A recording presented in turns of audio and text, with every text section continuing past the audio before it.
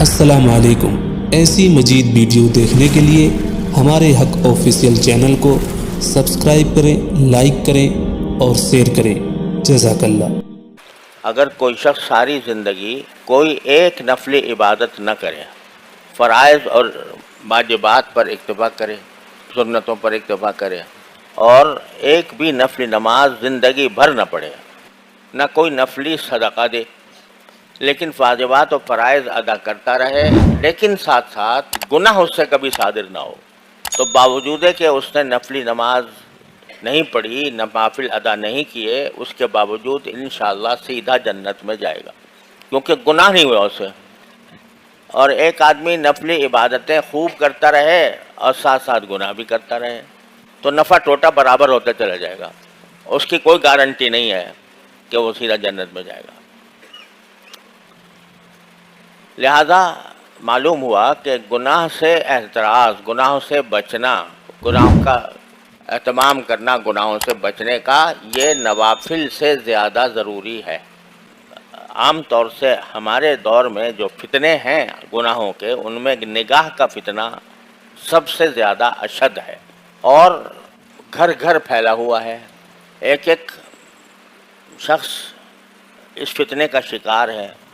پہلے نگاہ کے غلط استعمال کرنے کے لیے کچھ کرنا پڑتا تھا، کہیں باہر جانا پڑتا تھا۔ کسی کو سنیما دیکھنے کا شوق تھا تو سنیما گھر میں تو ملتا نہیں تھا، لائن لگا کے ٹکٹ لے کے جاتا تھا۔ اب نہ لائن لگانے کی ضرورت، نہ ٹکٹ دینے کی ضرورت، نہ گھر سے نکلنے کی ضرورت، موبائل میں سب کچھ موجود ہے۔ لہذا یہ فتنہ شدید سے شدید تر ہوتا جا رہا ہے، اور خوب سمجھ لیجئے، اللہ تعالیٰ مجھے بھی سمجھ عطا فرمائے، آپ حضرات کو بھی عطا فرمائے، کہ نگاہ کا غلط استعمال جو ہے وہ نور ایمان کو سلب کر لیتا ہے۔ اللہ بچائے۔ ایمان کا ایک نور ہوتا ہے، عمل صالح کا ایک نور ہوتا ہے، اللہ جل جلالہ کے قرب کا ایک نور ہوتا ہے، اور نبی کریم سرورت عالم صلی اللہ علیہ وسلم نے دعا مانگی ہے اس نور کی۔ صبح کو فجر کی نماز کو جاتے ہوئے جو آپ دعا فرماتے تھے وہ اللہم اجعل فی قلبی نورا وفی بصری نورا وفی سمعی نورا وفی لسانی نورا وعن یمینی نورا وعن شمالی نورا ومن فوقی نورا ومن تحتی نورا۔ کوئی چیز چھوڑی نہیں جس میں نور نہ مانگا ہو۔ یا اللہ مجھے میرے دل میں نور دے دے، میرے آنکھوں میں نور دے دے، مجھے میرے کانوں میں نور دے دے، میرے بصر میں نور دے دے، میرے دائیں نور دے دے، میرے بائیں نور دے دے، میرے آگے نور دے دے، میرے پیچھے نور دے دے، میرے اوپر نور دے دے، میرے نیچے نور دے دے، میری زبان میں نور دے دے، اور نور میرا بڑھاتے ہی چلے جائیے، وَعَظِمْ لِي نُورًا، اور یہاں تک کہ یہ کہہ رہی ہے وَاجْعَلْنِي نُورًا، مجھے ہی نور بنا دیجیے۔ کیا ہے یہ نور مانگ رہے ہیں نبی کریم صلی اللہ علیہ وسلم۔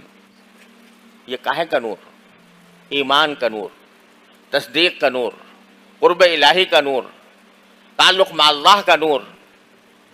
یہ نور ایمان کے اندر، ہر صاحب ایمان کے اندر ہونا چاہیے، اس لیے صبح صبح رسول کریم صلی اللہ علیہ وسلم یہ دعا مانگتے ہیں کہ مجھے دے دیجیے۔ اب یہ نور جو ہے نا، یہ تو گناہ کے ساتھ جمع نہیں ہوتا۔ گناہ بھی کرتا رہے آدمی اور نور بھی ملتا رہے ایمان کا، یہ مشکل ہے۔ حضرت امام شافعی کا کہ شعر مشہور ہے کہ کسی نے شاگرد نے کسی استاد سے کہا، خود امام شافعی نے اپنے استاد بکی ابن جراح رحمۃ اللہ علیہ سے، امام شافعی کے استاد ہیں بکی ابن جراح، اور وہ امام ابو حنیفہ کے شاگرد ہیں، تو ان سے کہا کہ مجھے کچھ حافظے کی تقویت کا کوئی ذریعہ بتا دیجئے، کیونکہ مجھے بہت باتیں پڑھتا ہوں یاد نہیں رہتی. تو کہتے ہیں خود امام شافعی شعر میں کہ شکوت الی بقیع سوء حفظی فاوصانی الی ترک المعاصی. جب میں نے کہا میرا حافظہ کمزور ہے تو حضرت بقیع نے جواب میں کہا کہ گناہ چھوڑ دو تو حافظہ کبھی ہو جائے گا. کیوں؟ فإن العلم نور من الہ ونور اللہ لا یعطی لعاصی. کیونکہ علم جو ہے یہ اللہ کی طرف سے ایک نور ہے، اور یہ اللہ کا نور کسی نافرمان کو نہیں دیا جاتا. تو معلوم ہوا کہ گناہ جو ہے وہ انسان کے دل سے ایمان کے نور کو سلب کر لیتا ہے. اب کیا مطلب ہے اس نور کے سلب کرنے کا؟ اس کی تفصیل میں جائیں تو لمبی چوڑی تقریر کی ضرورت ہوگی، لیکن مختصر بات یہ ہے کہ جب ایمان کا نور قلب میں پیدا ہو جاتا ہے، اللہ تعالیٰ اپنی رحمت سے ہم سب کو عطا فرما دے، تو پھر انسان جو ہے وہ اس کا خود طبعی میلان وہ طاعات کی طرف ہوتا ہے، عبادات کی طرف ہوتا ہے، اللہ تعالیٰ کے احکام کی تعمیل کی طرف ہوتا ہے، اور گناہوں کی طرف جو رغبت ہے وہ کم ہوتی چلی جاتی ہے. جتنا جتنا ایمان کا نور بڑھے گا اتنا ہی گناہوں سے نفرت پیدا ہوتی جا رہی ہے. شروع میں آدمی بتکلف نگاہ گناہ چھوڑتا ہے، دل چاہ رہا ہے، دل مچل رہا ہے، دل کی خواہش ہے، تقاضا ہے کہ یہ گناہ کر لوں، لیکن پھر وہ زبردستی اپنے اوپر زبردستی کر کے اور اپنے نفس کے خواہش کو کچل کر بچ جاتا ہے. تو جوں اپنی خواہشوں کو کچل کر بچتا رہے گا اتنا ہی ایمان کا نور بڑھتا رہے گا. پھر ایک مرحلہ ایسا آ جائے گا کہ گناہوں سے نفرت ہی ہو جائے گی. یہ مانگ رہے ہیں سرکار دو عالم کہ یا اللہ مجھے یہ نور عطا فرما دے. اب وہ ان کو سرکار دو عالم صلی اللہ علیہ وسلم تو بذات خود نور تھے. لقد جاءکم من اللہ نور وکتاب مبین، سراپا نور ہی نور تھے. اللہ تعالیٰ نے ان کو سراپا نور بنایا تھا. لیکن کیوں مانگ رہے ہیں؟ تاکہ اپنی امت کے لوگوں پر شفقت فرما کر امت کے لوگوں کو سکھائیں کہ خدا کے بندو یہ چیز مانگنے کی ہے. نور مانگو اللہ تعالیٰ سے، اور اس نور کا تقاضا کا نتیجہ یہ ہوگا کہ انشاءاللہ گناہوں سے حفاظت بھی ہوگی. گناہوں کی گناہوں سے بچنے سے نور پیدا ہوتا ہے، اور جب نور پیدا ہوتا ہے تو آپ مزید گناہوں سے بچنے کی ہمت پیدا ہوتی ہے. مزید ہمت ہوتی ہے تو مزید نور آتا ہے. یہ ایک تسلسل ہے جو بندے کو ساری زندگی جس کو حاصل کرنے کی فکر کرنی چاہیے. تو میں عرض یہ کر رہا تھا کہ نگاہ کے غلط استعمال سے کیا ہوتا ہے کہ یہ نور ایمان جو اللہ تبارک و تعالیٰ نے عطا فرمایا بندے کو، اس سے محرومی ہو جاتی. یہ آنکھ کا نور ہے نا جس سے دیکھ رہے ہو، یہ آنکھ ہی کا تو نور ہے نا. کس کا عطا کیا ہوا ہے؟ اللہ تعالیٰ کے سوا کون ہے جس نے یہ دے دیا ہو؟ مفت دے دیا، بے مانگے دے دیا، کوئی قیمت وصول نہیں کی. ساری زندگی تم اس کو استعمال کر رہے ہو، اور اتنی نازک مشین دے دی ہے کہ اس کے گل پرزوں کا اور اس کے رگ پٹھوں کا کسی کو پتہ نہیں ہے. ایک ہمارے دوست ہیں جو اللہ تعالیٰ ان کو شفائے کامل عطا فرمائے، وہ آج کل بیمار ہیں، آنکھوں کے امراض کے اسپیشلسٹ ہیں. انہوں نے مجھے بتایا کہ صرف آنکھ کے اندر 11 قسم کے اسپیشلائزیشن ہیں.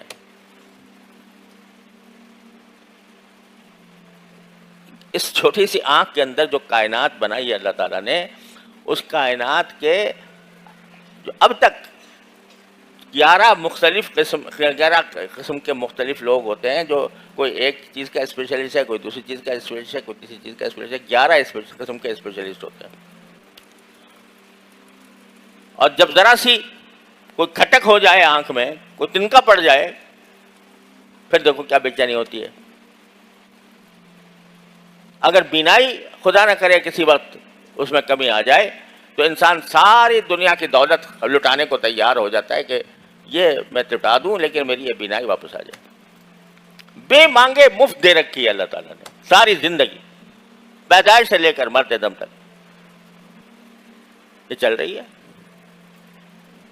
تو اس کائنات کو، آنکھ کی اس کائنات کو اگر گناہ سے آلودہ کرو گے، اللہ کی دی ہوئی اس مشین کو اللہ تعالیٰ کی معصیت سے آلودہ کرو گے، تو اس کا چاہے تمہاری بینائی سلب نہ ہو، لیکن جو اس کے اندر اللہ نے نور ایمان رکھا ہے وہ سلب ہوتا جائے گا. جب وہ سلب ہو جاتا ہے تو اللہ بچائے انسان کی مت الٹ جاتی ہے. وہ برے کو اچھا اور اچھے کو برا سمجھنے لگتا ہے. گناہ کی ایک خاصیت یہ ہے، خوب یاد رکھنے چاہیے، اللہ تعالی ہم سب کی حفاظت فرمائے. گناہ کی ایک خاصیت یہ ہے کہ انسان کی عقل خراب ہو جاتی ہے اور وہ غلط کو صحیح اور صحیح کو غلط سمجھنے لگتا ہے، اچھے کو برا، برے کو اچھا سمجھنے لگتا ہے. اسی لیے قرآن کریم میں فرمایا ان تتقوا اللہ یجعل لکم فرقانا. اگر اللہ سے ڈرو گے، اللہ سے ڈرنے کے معنی کیا ہے کہ اللہ کے احکام پر عمل کرو گے، اللہ نے جن گناہوں سے بچنے کی تلقین فرمائی ہے ان سے بچو گے، تو یجعل لکم فرقانا، اللہ تعالیٰ تمہیں حق و باطل میں فرق کرنے کا معیار عطا فرما دیں گے، عقل صحیح کر دیں گے تمہاری. اللہ بچائے جب عقل الٹتی ہے تو کوئی انتہا نہیں ہے اس کی. آپ لوگ سب جانتے ہیں کہ وہ لوگ جنہوں نے چاند پر سیارے اڑا دیے، چاند تک اپنی مشین پہنچا دی، جو مریخ کا شکار کرنے کی فکر میں ہے، جنہوں نے ایسی ایجادات کر دی کہ عقل حیران ہو جاتی ہے، دنگ ہو جاتی ہے. کمپیوٹر نے کیا انقلاب برپا کر دیا، آرٹیفیشل انٹیلیجنس پیدا کر دی، کیا کچھ کر دیا. لیکن یہ سب کرنے کے باوجود، یہ ساری ذہانتوں کے باوجود، جب معاملہ آتا ہے جنسی تعلقات کا تو ایسا معلوم ہوتا ہے کہ بھیڑیے اور گدھ اور بدترین درندے بھی ان سے بہتر ہیں، ہے کہ نہیں؟ اور وہ اس کے لیے دلائل پیش ہو رہے ہیں، اس کے لیے عقلی دلائل پیش کیے جا رہے ہیں، اس کا فلسفہ بیان کیا جا رہا ہے، ساری دنیا میں اس کی تشہیر کی جا رہی ہے، ہم جنس پرستی کی. کیا ہوا؟ یہ ہوا کہ عقل خراب ہو گئی، مت الٹ گئی. کیوں الٹ گئی؟ اس لیے کہ جب فسق و فجور میں بڑھتا چلا گیا تو اللہ نے چل تو بھی دیکھ، تو کتے بلی سے زیادہ تیری حماقت اور تیری بے عقلی کتے بلی سے زیادہ ہو جائے گی. تو گناہ جو ہے وہ جہاں گناہ عذاب کا اللہ بچائے مستوجب ہوتا ہے، وہاں اس کی ایک خاصیت یہ ہے کہ مت الٹی کر دیتا ہے. وَمَن يُضْلِلِ اللَّهُ فَلَا هَادِيَ لَهُ، جسے اللہ گمراہ کر دے اس کو کوئی ہدایت نہیں دے سکتا. تو اللہ تعالیٰ زبردستی ظلمن تو گمراہ نہیں کرتا کسی کو. اللہ تعالیٰ تو ہدایت کا پیغام دیتا ہے، ہدایت کے راستے بتاتا ہے، گمراہ تو نہیں کرتا. گمراہ کرنے اللہ تعالیٰ کو شوق نہیں ہے گمراہ کرنے کا. ما یفعل اللہ بعذابکم ان شکرتم وآمنتم، اللہ تعالیٰ خود کہتا ہے تمہیں عذاب دے کے میں کیا کروں گا اگر تم شکر گزار بنو اور ایمان کے تقاضوں پر عمل کرو. تو اللہ جل جلالہ نہیں چاہتے کہ تم گمراہی کے گڑھوں میں جا کے گرو، لیکن جب تم خود وہ راستہ اختیار کر لیتے ہو گناہوں کا، معصیتوں کا، اور اللہ کا خوف تمہارے دل سے مٹا دیتے ہو، یہ احساس مٹا دیتے ہو کہ میرا اللہ مجھے ہر وقت دیکھ رہا ہے، تو اس کا نتیجہ یہ ہوتا ہے کہ تم خود گمراہی کے گڑھوں میں جا کے گر جاتے ہو۔